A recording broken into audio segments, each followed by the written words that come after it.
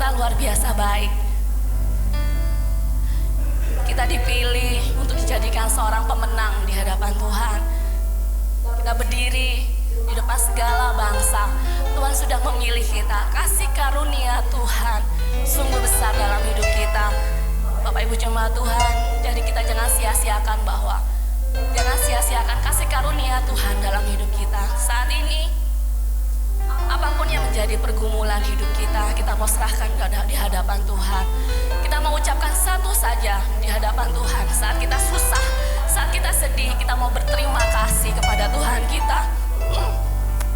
Dengan segenap hati kita, kita mengucapkan syukur atas hal-hal yang baik, hal-hal yang susah sekalipun kita mau mengucapkan terima kasih untuk Tuhan kita. Mari saat ini anak-anak sekolah minggu saya undang maju ke depan untuk didoakan.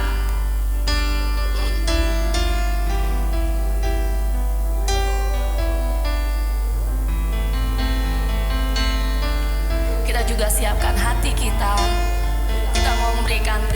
Kita mau memberikan persembahan yang terbaik buat Tuhan kita.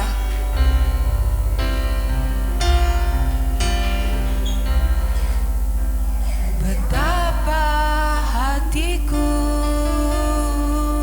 kita resapi setiap pujian ini, Bapak Ibu jemaat Tuhan. berterima kasih Yesus, Kau mengasihiku.